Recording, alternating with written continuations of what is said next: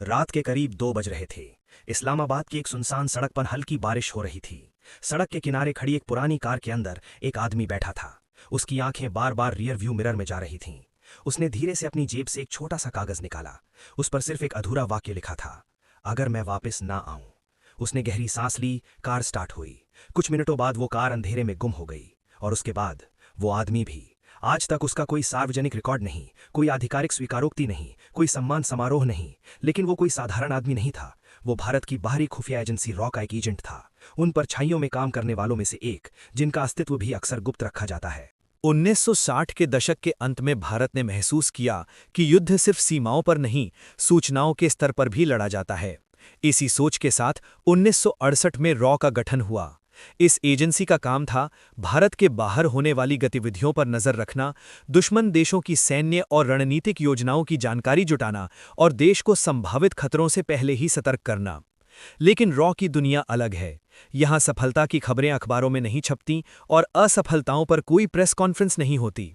यहां काम करने वाले कई लोग ऐसे होते हैं जिनके नाम उनके अपने देश में भी कभी सार्वजनिक नहीं किए जाते। इन्हीं में से एक नाम था रविंद्र कौशिक। राजस्थान के एक साधारण परिवार में जन्मे रविंद्र कौशिक बचपन से ही तेज दिमाग और अभिनय में माहिर थे। कॉलेज के दिनों में वे थिएटर करते थे। मंच पर अलग अलग किरदार निभाने की उनकी क्षमता ने कई लोगों को प्रभावित किया। इसी दौरान उन पर खुफिया एजेंसी की नजर पड़ी। 1970 के दशक की शुरुआत में उन्हें एक प्रस्ताव मिला, देश के लिए एक ऐसा काम जिसका जिक्र वे कभी किसी से नहीं कर पाएंगे। ये रास्ता आसान नहीं था। इसका मतलब था अपनी असली पहचान को हमेशा के लिए छोड़ देना।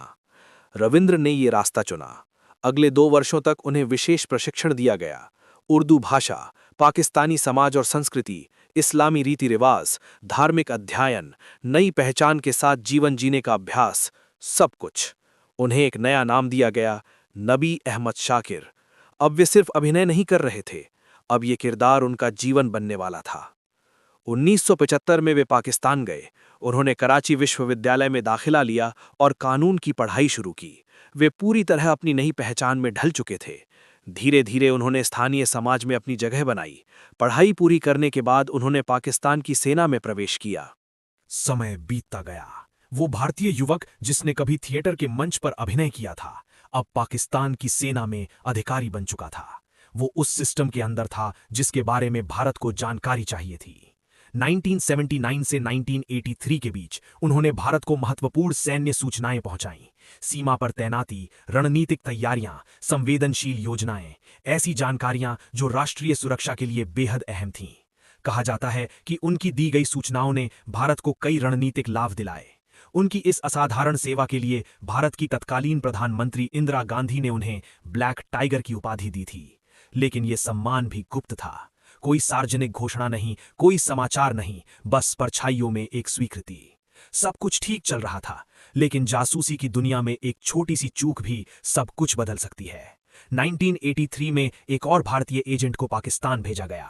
दुर्भाग्यवश वो पकड़ा गया। पूछताछ के दौरान उससे जो जानकारी निकली, उसने रविंद्र कौशिक की पहचान उजागर कर दी। अचानक वो व्यक्ति जो वर्षों से दुश्मन देश की सेना के अंदर सुरक्षित काम कर रहा था, खुद एक निशाने पर आ गया। उन्हें गिरफ्तार कर लिया गया। उन पर मुकदमा चला। 1985 में उन्हें मौत की सजा सुनाई गई, जिसे बाद में उम्र कैद में बदल दिया गया। अब उनका जीवन जेल की 4 दीवारी में सिमट चुका था। वे अलग अलग पाकिस्तानी जेलों में रखे गए। पूछताछ, सख्त परिस्थितियां, लंबा एकांत, सब कुछ उनके हिस्से में आया। एक ऐसा व्यक्ति जिसने अपने देश के लिए अपनी पहचान तक छोड़ दी थी, अब गुमनामी और कैद में जी रहा था। जेल से उन्होंने अपने परिवार को कुछ पत्र लिखे। उन पत्रों में दर्द था, अकेलापन था और एक सवाल भी। उन्होंने लिखा कि क्या देश के लिए सब कुछ कुर्बान कर देने वालों का यही अंजाम होता है। उनकी सेहत बिगड़ती गई। वर्षों की कैद, कठिन परिस्थितियां और बीमारियां, शरीर कमजोर होता गया। 2001 में मियांवाली जेल में उनकी मृत्यु हो गई। बताया जाता है कि वे तपेदिक और हृदय संबंधी समस्याओं से जूझ रहे थे। उनकी मौत की खबर धीरे धीरे सामने आई, लेकिन कोई आधिकारिक शोर नहीं हुआ, कोई सार्वजनिक सम्मान नहीं दिया गया। खुफिया दुनिया के नियम अलग होते हैं। कई बार सरकारें अपने एजेंटों को औपचारिक रूप से स्वीकार नहीं करती, क्योंकि ऐसा करना कूटनीतिक जटिलताएं पैदा कर सकता है। रविंद्र कौशिक की कहानी यहीं खत्म नहीं होती।